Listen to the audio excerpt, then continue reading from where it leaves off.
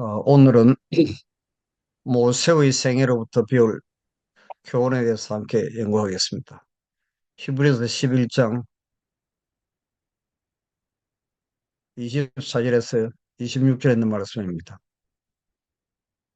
믿음으로 모세는 장성하여 바로의 공주의 아들이라 칭함을 거절하고 도리어 하나님의 백성과 함께 고난받기를 잠시 제약의 낙을 누르는 것보다 더 좋아하고 그리스도를 위하여 받는 능력을 애굽의 모든 보화보다 더 큰 재물로 여겼으니 이는 상 주심을 바라봅니다. 하나님께서 우리에게 바라시는 것은 우리 일생 동안 매일 매일 현세와 내세를 위한 품성을 건설하는 법을 계속 배우는 것이다. 그분은 우리를 시련과 역경 속에다 두실 것이다. 그리고 우리가 높고 거룩한 목적을 가지고 올바른 정신으로 장애물들을 극복하는 법을 배울 때 그분은 우리에게 다른 공과를 부여하실 것이다. 만약 우리들이 그리스도의 온유함을 갖지 못하고 그리스도의 학교에서 예수님에게서 계속 배우지 못하면 우리는 그리스도의 멍에를 메고 있지 않다는 것을 알아야 한다. 모세의 경험을 생각해 보라. 그가 왕의 손녀로서 또한 장차 왕위를 계승할 후계자로서 애국에서 받은 교육은 매우 철저하였다. 그는 문무를 겸한 최고의 교육을 받았다. 그는 이스라엘 백성을 속박에서 해방시키는 사업을 위하여 충분히 준비가 되었다고 생각했다. 그러나 하나님께서는 다르게 판단하셨다. 하나님께서는 당신의 섭리로서 모세를 양을 치는 목자로 40년간 광야에서 훈련을 받게 하셨다. 우리를 위해서 세우신 하나님의 계획들을 성공시키기 위해서 자주 우리들이 세운 계획들을 실패하게 하신다. 이 세상에서 우리를 괴롭히고 우리를 실망시켰던 신비들이 내세에서는 명백하게 드러날 것이다. 그때 우리들에게는 기도도 응답되지 않고 희망도 없게 보였던 것들이 우리에게 가장 큰 축복이 되었다는 것을 알게 될 것이다. 저도 은퇴하고 시골 생활을 하기 위해서 저 경남 그 창에 너무나 물이 좋은 땅에 한 3,000평 땅을 사두었습니다. 그래서 은퇴하고 그곳에 집을 지으려고 하는데 동네 사람들이 너무너무 방해를 하고 집을 못 지게 했습니다. 그래서 저는 이것이 하나님의 뜻이라고 이제 생각을 하고 그들과 싸우지 않고 법적으로 또 투쟁도 하지 않고 하나님의 섭리를 따라서 제가 저 강원도 강남 주문진에서 몇 년 살다가 지금 제가 살고 있는 경북 예천으로 이사를 오게 되었는데 지금 생각해 보면 이것이 얼마나 큰 축복이 되었는지 제가 깨닫게 되었습니다. 제가 세운 계획을 완전히 실패하도록 하시고 하나님께서 저를 위해서 세워두신 놀라운 계획들이 있었다는 것을 알게 되었습니다. 이사야 42장 16절을 보면 내가 소경을 그들이 알지 못하는 길로 이끌며 그들이 알지 못하는 첩경으로 인도하며 흑암으로 그 앞에 광명이 되게 하며 구분대를 복게 할 것이라. 내가 이 일을 향하여 그들을 버리지 아니하리니. 하나님께서 세워두신 놀라운 계획표가 우리 인생의 가장 지름길이죠. 천국 가는 가장 좋은 지름길인 것입니다. 사람의 마음으로 자기의 길을 계획할지라도 그 걸음을 인도하는 자는 여호와시니라. 잠언 16장 9절에 있는 말씀입니다. 마음의 경영은 사람에게 있어도 말의 응답은 여호와께로서 나느니라. 잠언 16장 1절 말씀. 어떤 길은 사람의 보기에 바르나 필경은 사망의 길이니라. 잠언 16장 25절에 있는 말씀. 하나님께서는 혼란한 세상을 초월하여 자정해 계신다. 모든 것이 그분의 신령한 안개에 펼쳐져 있다. 그리고 그분께서는 영원이라는 위대하고 장구한 관점에서 당신의 섭리로 최선의 것이라고 생각하는 대로 이루어지도록 명령하신다. 인생의 길이 자기에게 있지 아니하니 걸음을 지도함이 걷는 자에게 있지 아니하니이다. 예레미야 10장 23절에 있는 말씀. 하나님께서는 각자를 위한 특별한 장소를 가지고 계신다. 각자는 천국의 영원한 계획 속에 있는 자기 장소를 가지고 있다. 각자는 영혼 구원을 위해서 예수님과 협력하여 일해야 한다. 하늘에 우리를 위해서 예비된 하늘집이 확실히 있는 것과 같이 지구에서도 우리들이 하나님을 위해서 일해야 하는 계획된 특별한 장소가 있다. 하나님께서는 만약 그들이 처음부터 그 결과를 알고 그들이 그분과 함께 동역자로서 성취하고 있는 그 목적의 영광을 알 수만 있다면 그들이 그 길로 인도받고자 하는 그 길 위에는 다른 방법으로 그들을 인도하지 않을 것이다. 여러분과 저를 위해서 세워두신 놀라운 하나님의 계획표를 한 편의 영화를 만들어서 우리에게 보여주신다면 얼마나 행복하고 놀라운 계획표가 있는지 우리 모두는 다 하나님께 저를 위해서 세워두신 놀라운 계획표대로 그대로 내 인생이 전개대로 해달라고 사정사정할 것이라 했습니다. 미디안의 광야에서 모세는 목자로서 40년을 보냈다. 이 모세가 40년 동안 자기 애굽에서 받은 모든 교육을 다 잊어버리게 하는 사건이 일어났습니다. 겉으로 보기에는 그런 필생의 사업과 사명과 영영 무관하게 된 듯이 보였으나 실제로는 그 임무의 달성을 위하여 훈련을 받고 있었던 것이다. 자그마한 산들에 둘려 인적이 드문 곳에서 모세는 홀로 하나님과 더불어 교제하였다. 모세는 하나님의 임재 가운데서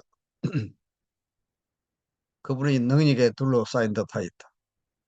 거기에서 그의 자바는 흔적도 없이 살아있다.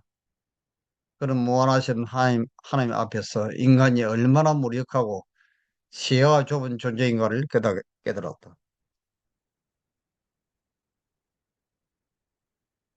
아담과 하와가 선악과를 따먹고 범죄한 후에 그들을 두르고 있던 영광의 두루마리가 살아있습니다. 빛의 두루마리가 살아있죠. 그런데도 그들은 부끄러워하지 않았습니다. 그런데 하나님께서 나타나 있어 네가 어디 있느냐고 질문했을 때 그들은 무서워서 도망을 치기 시작했습니다. 그들은 뚫고 무섭고 부끄러워서 나무 사이에 숨었다고 기록되어 있습니다. 우리도 하나님의 임재를 깨닫게 되면 우리 자신이 얼마나 연약하고 처절하고 절망적인 죄인 것을 무력한 것을 깨닫게 되는 것이죠. 자, 사도 바울도 광야에서 모세처럼 교육을 받았습니다. 다메섹 성문 밖에서 바울이 본 십자가에 달리신 예수님의 이상은 그의 생애의 방향을 일변시켰다. 박해자가 제자로 교사가 학생이 되는 순간이었다. 그가 기억하고 있던 구약 성경의 말씀은 그의 연구 자료가 되었으며 그리스도께서는 그의 교사가 되셨다. 그에게도 고요한 천년계는 학교가 되었다. 그는 아라비아 사막으로 가서 성경을 연구하며 하나님에 대하여 배웠다. 그런 지금까지 자기의 세계를 꼴지어왔던 편견과 관습에서 벗어나 진리의 근원이신 하나님께로부터 교훈을 받았다. 모세도 그렇고 사도 바울도 예수님께 직접 교육을 받고 난 후에 이스라엘의 지도자가 되었습니다. 영적인 지도자가 되었죠. 그와 똑같이 예수님께서 우리에게 너희가 성령을 받기 전에는 하늘의 권능을 받기 전에는 이 예루살렘을 떠나지 말라고 하신 그 교훈과 거의 비슷한 것입니다. 우리가 준비되지 않은 상태에서는 참 우리가 영혼 사업을 한다는 것은 거의 성공한다는 것은 불가능하죠. 침례 요한도 똑같이 광야에서 훈련을 받았습니다. 광야의 엄격한 단련을 위하여 도시 생활의 향락과 사치를 버리는 것이 요한의 선택이었다. 여기에서 그의 환경은 단순과 극기의 습관에 유리했다. 세상의 소란으로 방해받지 않고 그는 여기에서 천인계와 계시와 섭리의 교훈들을 연구할 수가 있었다. 하나님께서 우리에게 늦은 비성령을 내려주셔서 큰 해침이 있게 될 때 이 온 세상은 하나님의 복음 사업으로 신속히 끝나게 될 것입니다. 그 전에 우리가 이 하나님 사업을 하기 전에 이른 비성령을 통해서 하나님께서 쓰시는 거룩한 도구로 준비되어 가는 그 훈련이 이 시간 우리에게 또 필요한 것입니다. 모세가 여러 해 동안의 고되고 힘든 생활을 통하여 얻은 것은 거룩하신 분의 직접적인 임재에 대한 깨달음이다 그랬습니다. 우리가 하나님 앞에 그분의 임재 앞에 교육을 받지 못하면 우리 자신이 변함을 받을 수 없는 것입니다. 하나님의 임재가 나타날 때 이사야가 이야기한 것처럼 화로다 나여 망하게 되었도다. 나는 입술이 부정한 사람이라고 이야기했습니다. 이 하나님의 임재를 지금도 우리가 깨달을 필요가 있죠. 모세는 사람들에게 오해를 받고 그릇된 평판과 비난을 받을 때에도 그 모욕을 참았으며 위험과 죽음 앞에서도 보이지 아니하는 자를 보는 것 같이 참고 견딜 수가 있었다. 모세는 그들의 비난을 불평 없이 침묵으로 참았다. 모세가 백성들의 불신과 불평, 그의 변함없는 조력자가 되어야 할 사람들의 교만과 시기에 대하여 참을 수 있는 준비를 갖춘 것은 미디안에서의 수고와 기다리는 세월 동안에 얻은 경험, 곧 그곳에서 개발된 겸손과 인내의 정신이었다. 자, 하나님께서는 지금 우리에게 늦은 비가 내리기 전에 큰 해침이 있기 전에 모세가 받았던 이 똑같은 교육을 우리가 지금 현재 받고 복음 사업을 위해서 준비되기를 원하시는 것입니다. 민수기 12장 3절에 이 사람 모세는 온유함이 지면의 모든 사람보다 성하더라 라고 기록되어 있습니다. 예수님을 가장 많이 닮은 덤성으로 변화되었습니다. 자, 출애기 32장 31절 32절을 보시면 여호와께로서 다시 나아가 여짜오되 슬프도소이다 이 백성이 자기들을 위하여 금신을 만들어 싸우니 큰 죄를 범하였나이다. 그러나 합의하시면 이제 그들의 죄를 사시옵소서.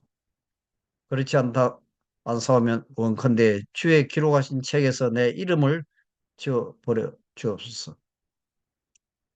모세가 드린 기도는 예수님께서 죄인들을 위해서 드린 기도하고 똑같은 것입니다. 모세는 죄인의 운명이 얼마나 무서운지를 잘 알고 있었다. 그러나 만일 여호와께서 이스라엘 백성을 거절하신다면 그는 자기의 이름도 그들의 것과 같이 지워지기를 바랐다. 예수님과 같은 품성으로 완전히 변화된 것을 볼 수 있습니다. 그는 그처럼 은혜롭게 해방된 백성에게 하나님의 심판이 이르는 것을 차마 볼 수가 없었다. 이스라엘을 위한 모세의 중보는 죄인들을 위한 그리스도의 중보를 설명해 줬다. 자, 하나님께서는 토기장이가 그릇을 만드는 것처럼 우리를 지금 변화시키시기를 원하십니다. 토기장에는, 토기장에는 진흙을 가지고 자기 뜻대로 그것을 만든다. 그는 그것을 반죽하고 주무린다. 그는 그것을 떼어서 다시 합재 또 누른다. 그는 그것을 물에 적신 다음에 다시 또 말린다. 그는 또 잠깐 동안 손을 떼지 않고 그대로 둔다. 그것이 완전히 유연하게 되었을 때 그는 하나의 그릇을 만드는 작업을 계속한다. 그는 그것의 모양을 만들고 물레틀 위에서 깎은 다음 그것을 다시 광택을 낸다. 그는 그것을 햇빛에 말려서 오븐 속에 그것을 굽는다. 이와 같이 그것은 사용하기에 적합한 하나의 그릇이 된다. 이와 같이 위대한 창조주께서도 우리들을 틀에 넣어서 만들기를 원하신다. 진흙이 토기장의 손에 있는 것처럼 우리들도 그분의 손안에 있어야 한다. 우리들은 토기장의 일을 하려고 노력해서는 안 된다. 사랑하는 자들아, 너희를 시련하러 오는 불시험을 이상한 일 당하는 것 같이 이상하게 여기지 말고 오직 너희가 그리스도의 고난에 참여하는 것으로 즐거워하라. 이는 그의 영광을 나타나실 때 너희로 즐거워하고 기뻐하게 하려 하심이라. 토기장에는 거의 손안에 들어오지 않은 것을 가지고는 광채나는 그릇을 만들거나 형성할 수가 없다. 그리스도인의 생애는 날마다 항복하고 복종하여 계속적인 승리로서 매일 그 승리를 새롭게 하는 생애이다. 이것은 하늘의 모형을 따라 생애를 형성해가는 그리스도의 성장이다. 헌신, 경건, 그리고 전연적인 성화는 우리의 의신 예수 그리스도를 통하여 실현된다. 하나님의 사랑은 끊임없이 배양할 필요가 있다. 아, 내 마음은 얼마나 예수 그리스도의 마음을 달라고 하나님께 부르짖고 있는가. 나는 자아를 포기하기를 원한다. 하나님께서는 하시는 일에 있어서 사람의 협력이 없이는 아무것도 행하시지 않으신다. 그는 결코 사람의 의지를 강요하시지 않으신다. 그 의지가 온전히 주인께 바쳐지지 아니하는 한 그가 그 인간 대리자를 통하여 하시고자 하는 뜻하신 거룩한 사업을 성취할 수가 없다. 예수께서는 사람들의 불신 때문에 어떤 곳에서는 사람들 가운데서 많은 위대한 일들을 행하실 수가 행하실 수 없으시다고 선언하셨다.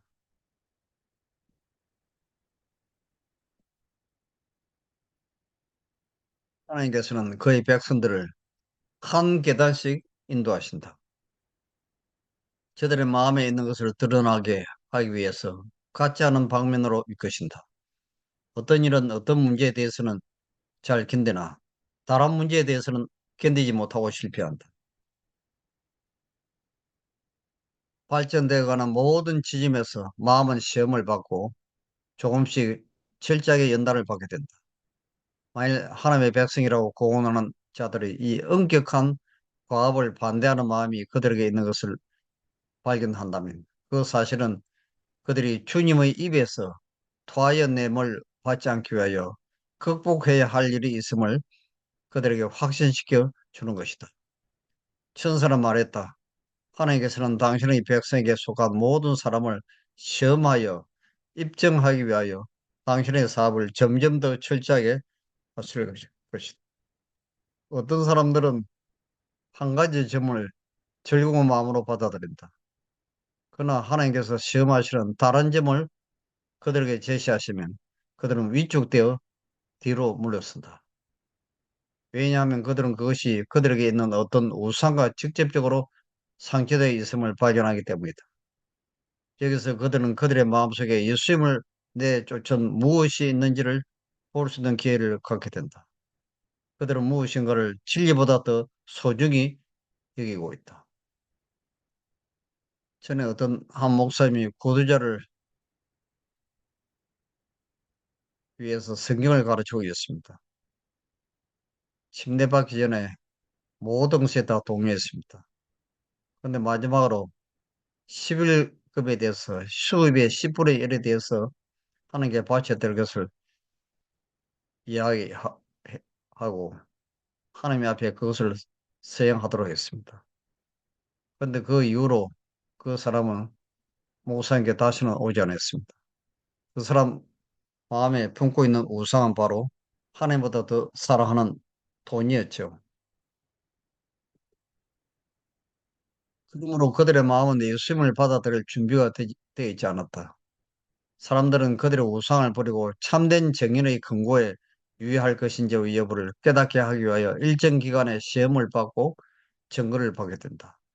만약 어떤 사람이 진리를 순종함으로 순결해지지 않고 그들의 이기심과 교만과 악한 정욕을 극복하지 않을 것 같으면 하나님의 천사들은 그들이 우상과 연합하였으니 홀로 있게 버려두라는 명령을 받게 된다.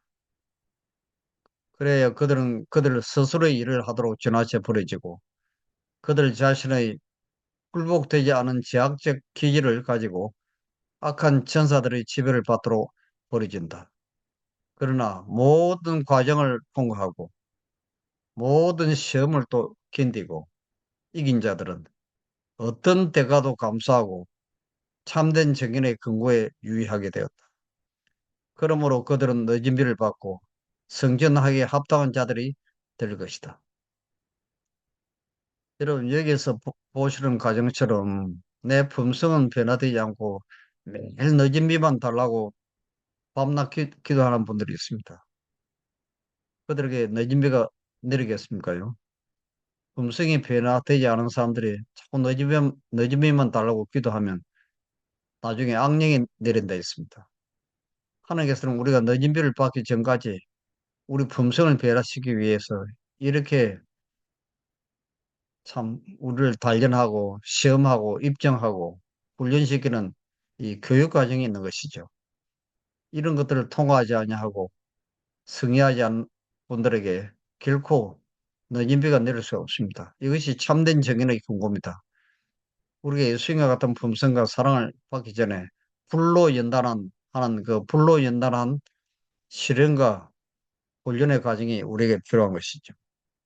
실현과 투쟁과 빈곤의 극심한 싸움터에서 싸우는 하나님의 일꾼들은 반드시 그만큼 더 큰 보호를 받는다.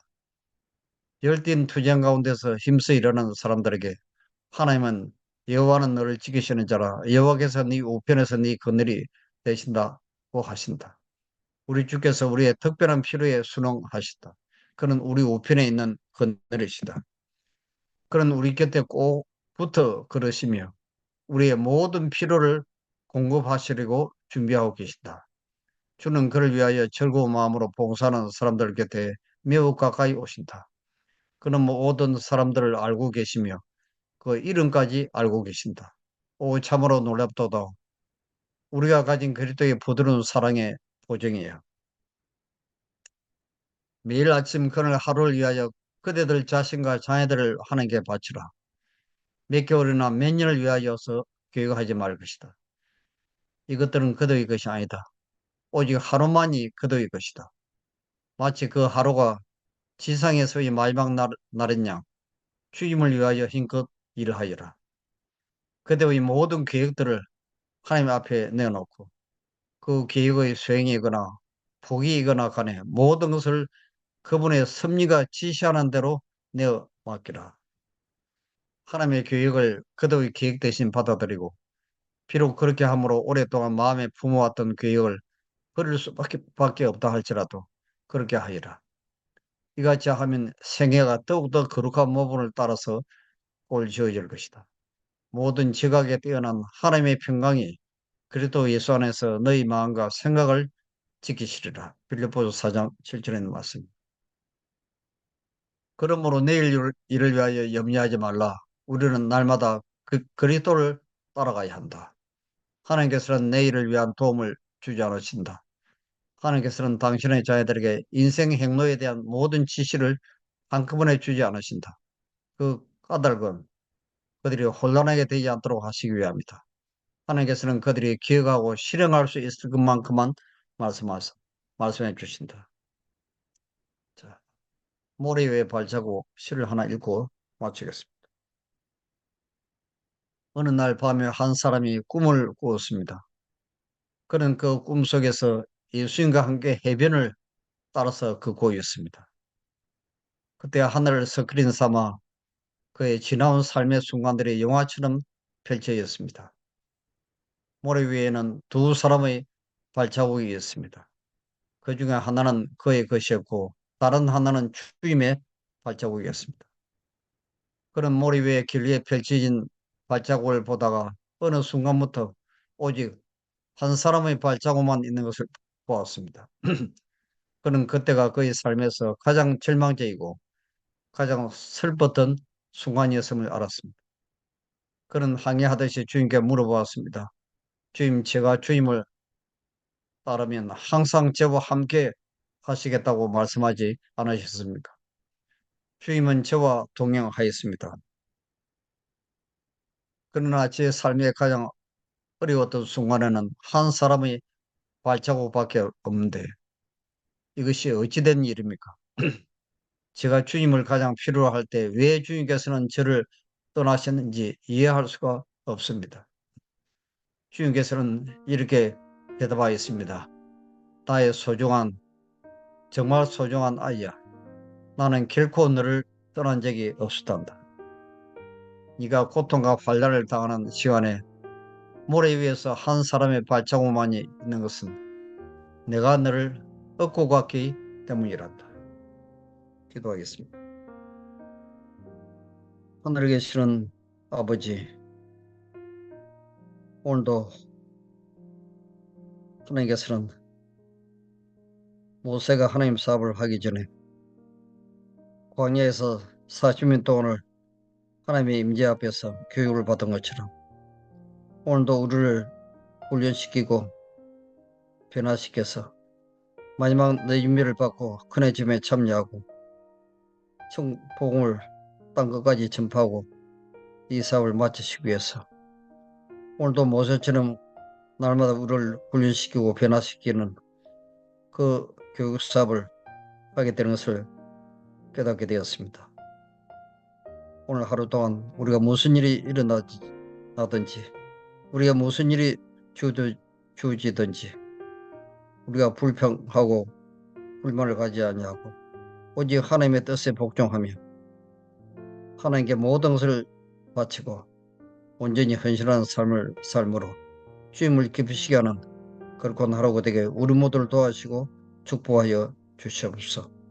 귀하신 예수 이름으로 간절히 비옵나이다. 아멘.